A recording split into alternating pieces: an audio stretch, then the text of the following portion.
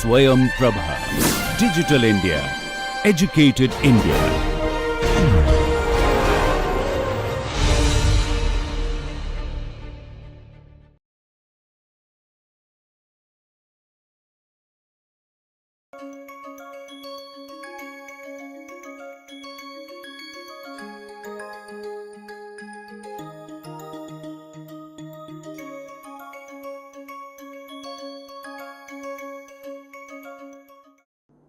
Namaste. We are going to look at a process called talent management. This is perhaps the most important process of human resource management function. We need to understand that so many factors affect HR system. In the first session, we looked at HR system as a term for a comprehensive system which includes recruitment, selection, performance management, training and development, compensation management, industrial relation related processes. The factors like nature of workforce. In the last session we talked about different generations working at in any organization.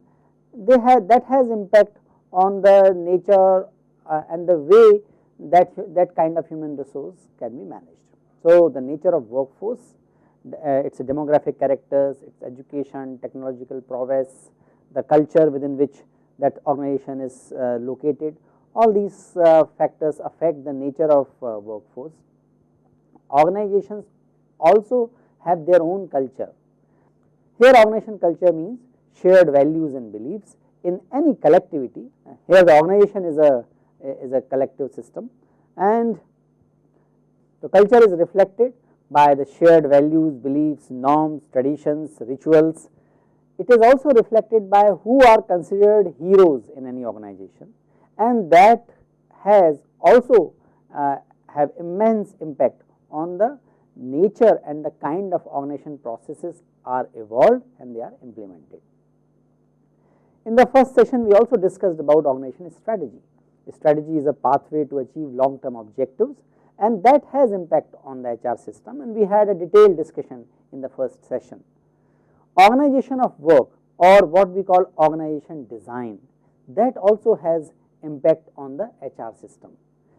Organizations can be of different design, and organization design can be of different kind, like functional organization, divisional organization, team based organizations, virtual organizations, network based organizations, so on and so forth.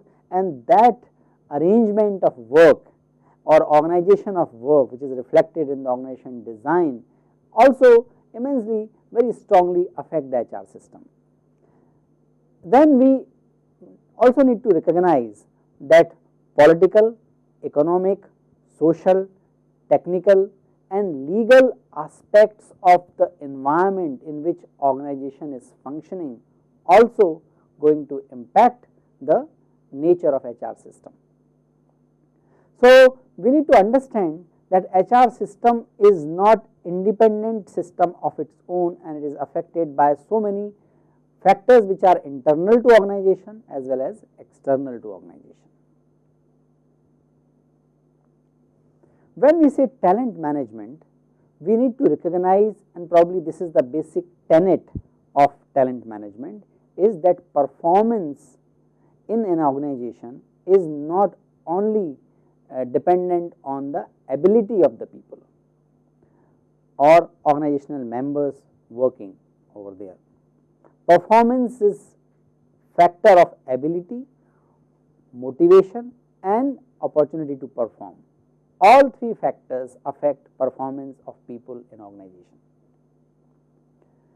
We may have very talented people, but if they are not motivated to perform, if they are not inspired to perform, if they do not find their work meaningful, that will not result in the best of their performance.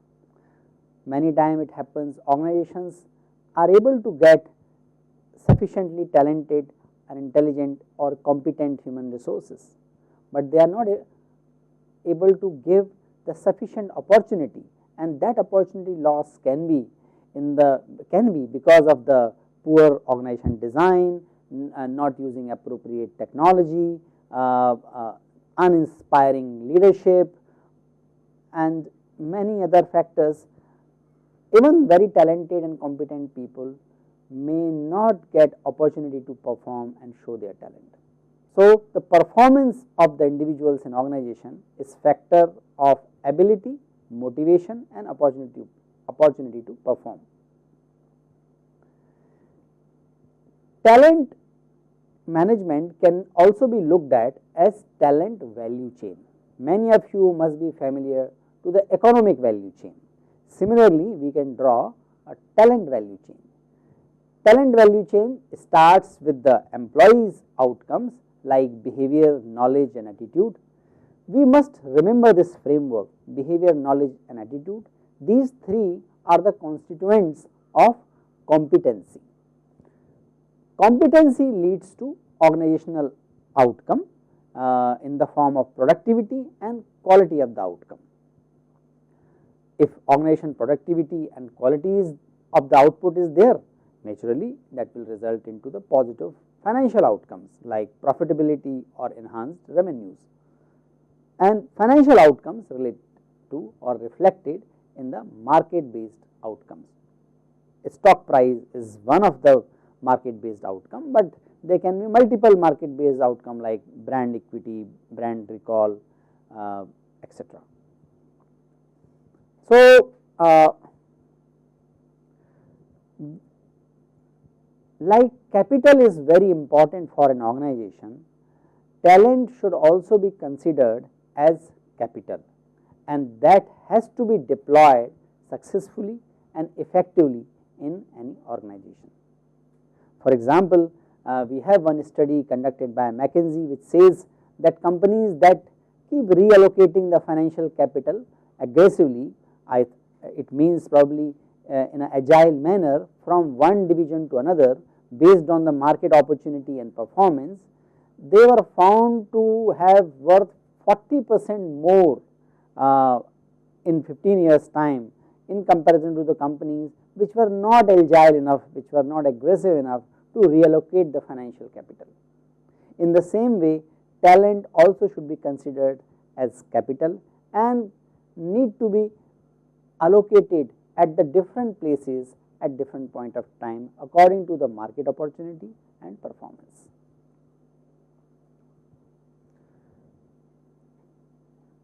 As a practicing manager, organizations have to ask certain questions. Answers to these questions can tell about the robustness of the talent management process. The first question is, what are the key roles in our organization? Are they aware of the key roles in the organization? Not all roles in organization create similar value, or they differ according to the criticality in terms of their impact on the value creation as well as in terms of availability of the talent for that particular role in the market. Second question is, do you have the right people in the company's key roles? Third question is, do your best people know what they are expected to do? That is related to knowledge and also related to skill. Whom do we consider future leaders in organization, and are we aware of the future leaders in the organization? Does HR function know, or do HR function knows or have a say in identifying the future leader? We need to understand that HR has to have an important role in identifying the future leaders. What companies are hiring our best employees? Which are the industries or which are the organization people join after leaving our company? That tells with whom we are compared in the market. We also need to understand the talent management process from the HR planning perspective. HR planning or human resource planning is very important function of the HR department, and that has to be informed by the strategic orientation or strategic pathway of the organization, because strategy result into work demand, and work demand can be met by considering the factors influencing work design and looking at the different forms of work design. The understanding of the work demand which arise from the strategy formulation leads to labor supply, and that supply is affected by environment and the decision of the HR about whom to hire and how to hire, and labor supply result into strategy implementation. So, you can see that strategy formulation is the one end and strategy implementation is another end. In between comes HR planning, and HR planning has a direct role on strategy implementation. How do we go about it? How an organization can carry out a smart talent management process? We can call it a collaboration of G3. Who are these G3 in this case?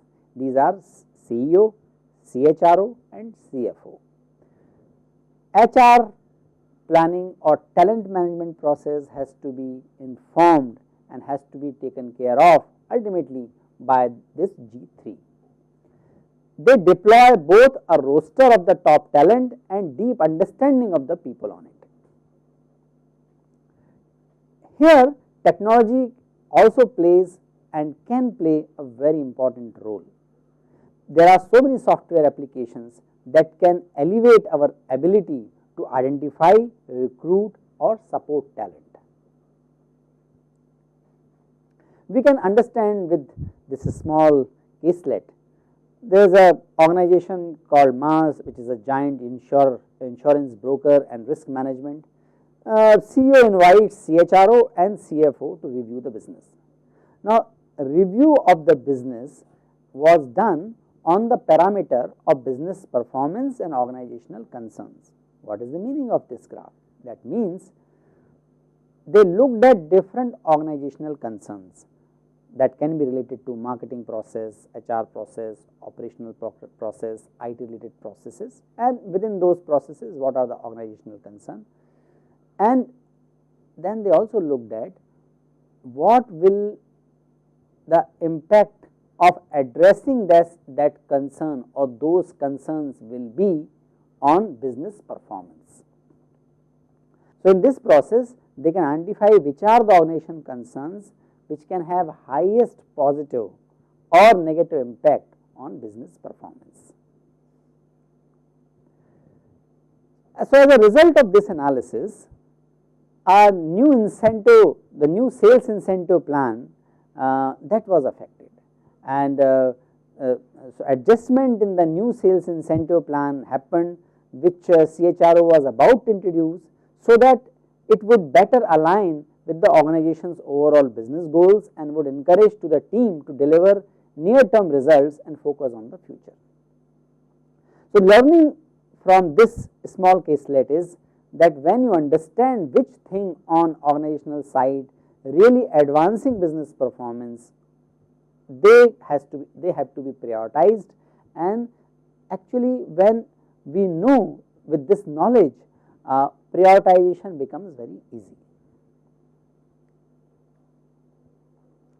G3 through formal and informal interaction ensure that talent and finance will be appropriately linked to all mission critical decisions